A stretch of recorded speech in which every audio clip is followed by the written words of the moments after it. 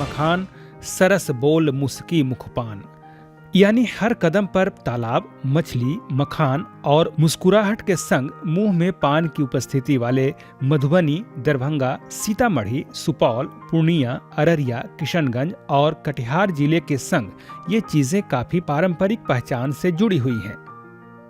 देखा जाए तो पूरे विश्व के मखाना उत्पादन का लगभग 85 से 90% खेती बिहार के इन्हीं जिलों में होती है। मखाना एक प्राकृतिक, शुद्ध एवं स्वस्थ आहार है। इसका प्रयोग मनुष्य के साथ इसके छिलके से बने उत्पाद मछली, मुर्गा और मवेशियों के भोजन के रूप में किया जाता है। मखाने के मूल्यवर्धित उत्पाद जैसे मखाना स्नैक्स, मखाना खीर मिक्स, मखाना फ्लैक्स भी बाजारों में काफी प्रचलित हो रहा है। मखाना की खेती की बात करें तो इसमें कई कठिनाइयां भी हैं, जैसे अवैज्ञानिक उत्पादन के तकनीकी ज्ञान का प्रचार प्रसार न होना, जिस कारण उत्पादन में काफी कमी। 9 लाख हेक्टेयर ऐसे क्षेत्र हैं जिसमें कोई कृषि कार्य नहीं हो रहा। इन क्षेत्रों में मखाना और मखाना सह मछली उत्पादन को बढ़ावा दिया जा सकता है।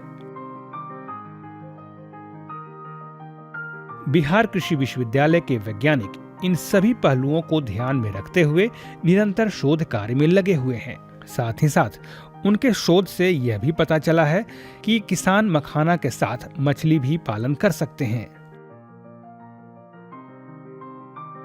इसके लिए पूरे तालाब क्षेत्रफल का 10% भाग, जहां तालाब की गहराई अधिक हो, वहां बांस के खूंटे की सहायता से एक ऐसा क्षेत्र तैयार करते हैं जिसमें मखाना का पौधा नहीं लगाया जाता है और न ही मखाना में पत्तियों को उस खाली जगह में जाने दिया जाता है।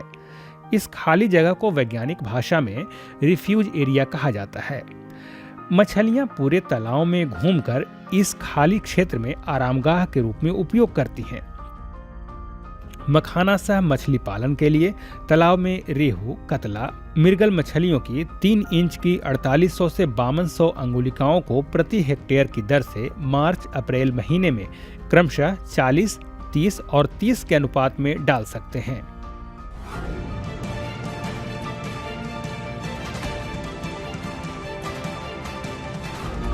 अब जानते हैं कि मखाना की खेती की शुरुआत कहां से करें।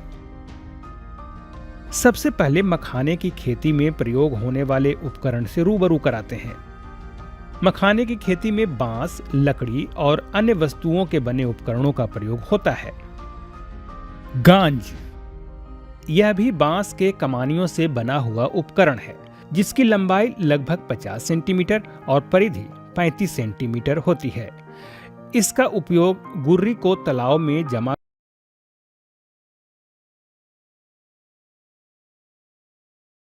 यह एक बांस का खंभा है जिसका प्रयोग जलाशय के बीजों को जमा करने के लिए छोटे छोटे खंडों में बांटने के लिए करते हैं। तरह तरह के छिद्रों वाली चलनियां जिसका व्यास लगभग आधे से 1.25 सेंटीमीटर होता है, जिसका उपयोग गुर्री और लावे को अलग अलग करने में किया जाता है।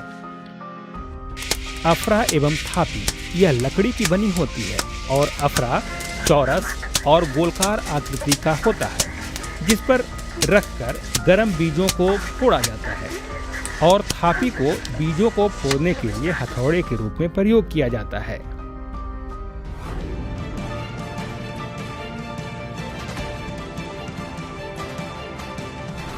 अब आगे बात करते हैं खेती के लिए उपयुक्त जलवायु और जल क्षेत्र की।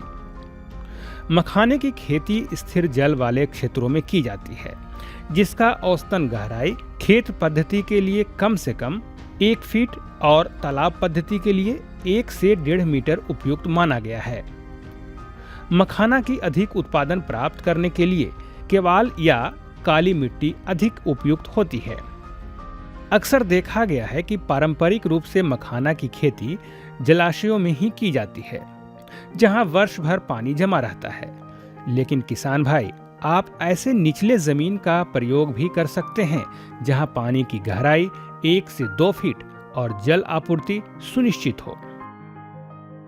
इस पद्धति से मखाने की खेती के बाद आप पानी फल या सिंघाड़ा, धान की खड़ी फसल में नवंबर के महीने में तीसी, मसूर, केराव, दाल वाली मटर, चना, बकला और खेसारी जैसे यूटेरा फसलों की खेती कर आर्थिक लाभ में बढ़ोतरी कर सकते हैं। साथ ही निचली खेतों में मखाना की खेती करने से खरपतवार, रोग और कीटों पर भी नियंत्रण आसानी से कर सकते हैं।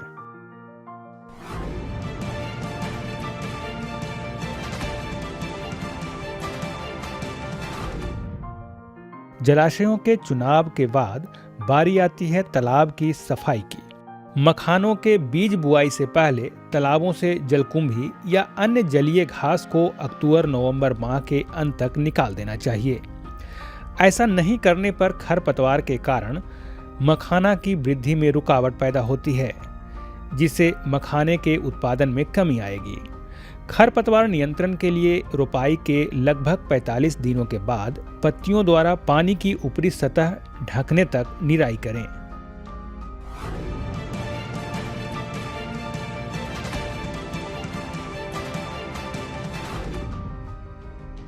मखाने की किस्मों की बात करें तो बिहार कृषि विश्वविद्यालय के वैज्ञानिकों द्वारा विकसित उन्नतशील प्रभेद है सबौर मखाना 1।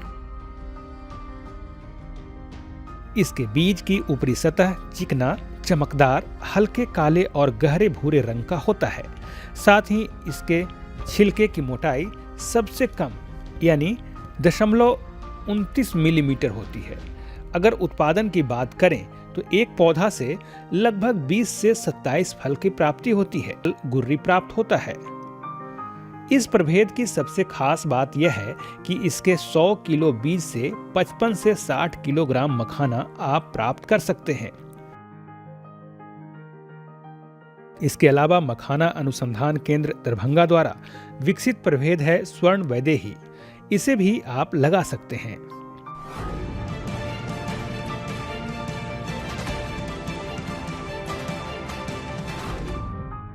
अब बात फसल की बुआई की।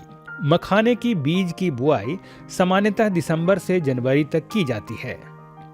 किसान भाई, आप मखाने की बुआई और रोपाई दोनों तरीकों को अपना सकते हैं, लेकिन यह परिस्थिति पर निर्भर करता है। जैसे पुराने जलाशयों जहां मखाने की खेती होती आ रही है, उसमें बुआई ज्यादा फायदेमंद है और नए जलाशय में रोपनी लाभप्रद पाया गया है। जैसा कि आप जानते हैं कि मखाने का बीज काला और गोल होता है, जिसका औसतन आकार 0.8 से 1.3 सेंटीमीटर और वजन 0.8 से 1.2 ग्राम होता है, जिसे आप गुर्री के नाम से जानते हैं।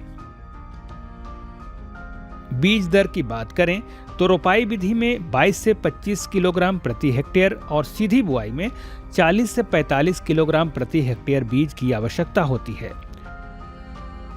बीज में बेहतर अंकुरण के लिए उसे 1 सप्ताह तक भीगे जूट के बोरे में छायादार जमीन पर रखा जाता है और बीच बीच में पानी का छिड़काव भी किया जाता है। बुआई से पहले बीज को उपचारित कर ही लगाएं। बीजोपचार करने के लिए 5 ग्राम इमिडाक्लोप्रिड 70 WS या थायोमेथोक्सैम 70 WS का प्रति किलोग्राम बीज में प्रयोग करें। मखाने की बीज बुआई नए तालाबों में पूरी तरह से की जाती है, क्योंकि बीज की अंकुरण क्षमता 50 से 60% तक ही रहता है।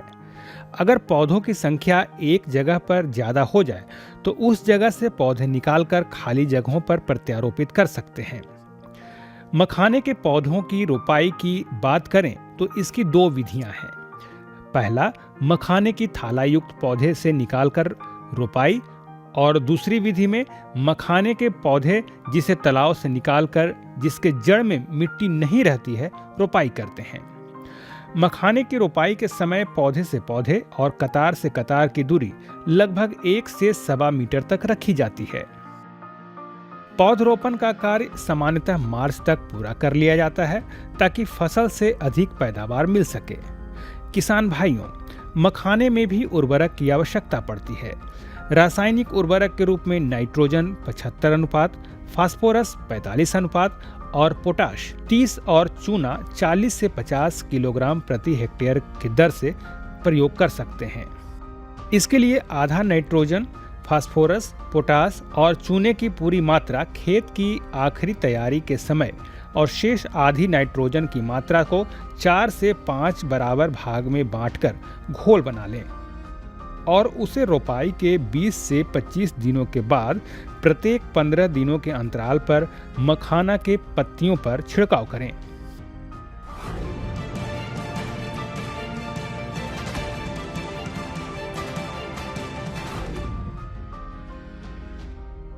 मखाने के बीज बुआई के बाद पानी की सतह पर इसके नए पत्ते जनवरी-फरवरी में निकलने लगते हैं। इसके 15 दिनों बाद घुमावदार पत्ते आते हैं जो बाद में गोलाकार हो जाते हैं। पत्तियों पर नुकीले कांटे निकल आते हैं। अप्रैल मई तक पूरा जलाशय पत्तों से ढक जाता है। एक पत्ते का सामान्यतः औसतन व्यास 140 सेंटीमीटर तक पहुंच जाता है।